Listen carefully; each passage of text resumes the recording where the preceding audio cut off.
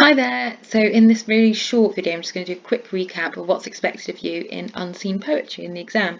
So this is in paper 2 of course of your literature exam, and you will have two sections and two questions to answer in section C. So the first question will ask you to analyse and write about one poem, and then in the second you'll be asked to compare that unseen poem to another unseen poem. Now the key thing here is that your first question is worth 24 marks, so that is where the majority of your time should be spent. And the second question is only worth 8 marks, and you're only being asked to compare method, AO2. You're not being asked to compare the writer's ideas, or including lots of different detailed references to the response and quotations, etc. You're trying to compare the techniques the writers have used, even if you feel that the message is the same or similar, for example. You're not going to pick up any marks at all for AO1. Now, just as a quick reminder, AO1 is our ability to read, understand and respond to text. So for AO1, your standard literature strategies and success criteria such as integrating quotations, using really good topic sentences, making sophisticated inferences, using your academic vocab.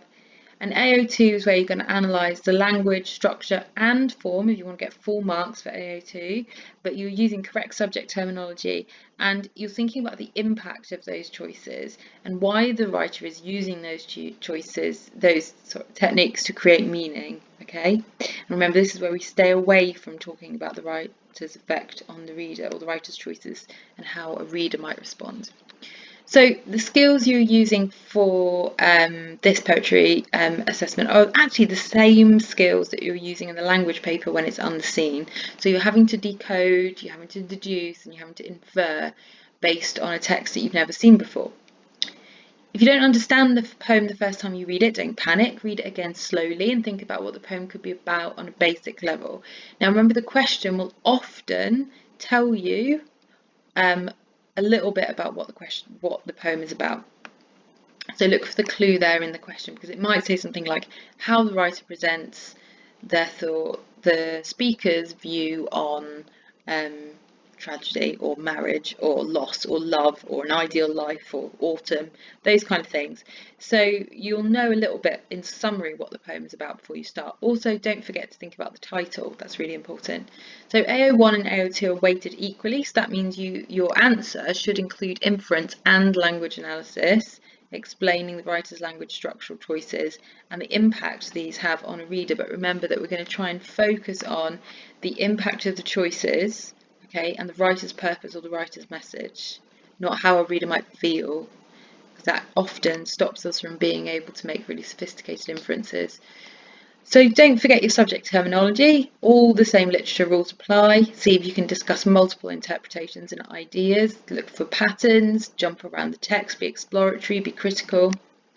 And remember, you only have around 30 minutes to read, understand and respond to the text. So it's unlikely it's going to be a very long poem, but also remember, when you're going through your strategies of an unseen text, that you are reading, you're inferring, you're writing down your list of sophisticated vocab.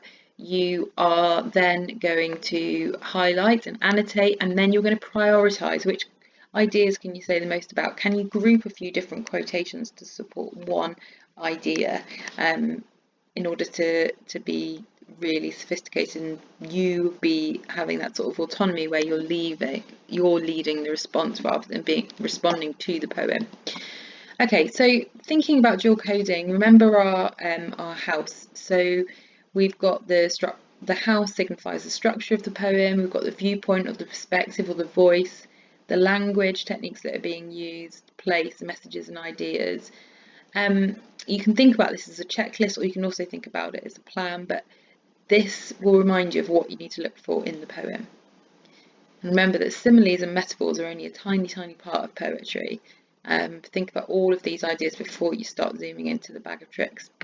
This is a really good structure for writing up a response as well. Of course, you can use whatever structure works for you, but as an overall structure, so your first paragraph, small paragraph, should be a summary of what's happening in the poem, perhaps on a literal meaning. What's the overall meaning? What's the message, perhaps? What is the writer trying to convey? Then analysis. This should probably be the largest section of your work. So start with the title and work through each line in your analysis when you're annotating the poem, and then prioritise which things you're going to be able to say the most about, and then write about those. Remember that you should be led by the quotations that help you answer the question. Then identify the techniques within those rather than technique spotting. Don't forget about structure. Zoom in on structural features, how a sentence is structured. Is there a rhyme scheme, rhythm? If not, why not? And remember to zoom out on structure to the overall shape of the poem or the form. There are obviously some forms of poetry that you are really aware of, such as sonnets, but really what you need to think about is it in free verse, as in there's no rhythm, no set rhythm, rhyme structure, blank verse? What can you notice about the form of the poem? And then finally, think about your opinion, what you think about the poem. This is a good opportunity to be critical and evaluative, but still analytical. Okay, so how to write about structure.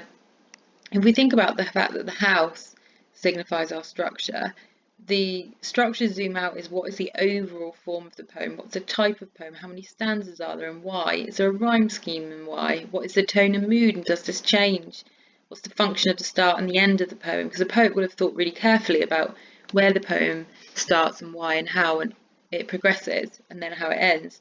Structure zoom in, you're looking for patterns, think about interesting punctuation use, caesura, enjambment, rhythm, rhyme, elongated sentences, short sentences for impact,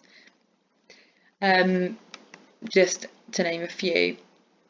And also try not to technique spot. So don't just look for a simile and a metaphor. The most important thing to is explore the effect or the impact of the poet's choices, their intended meaning. Okay, so here are some basic ones. You can pause this video and have a look. But a simile or a metaphor is generally used to compare or emphasize something.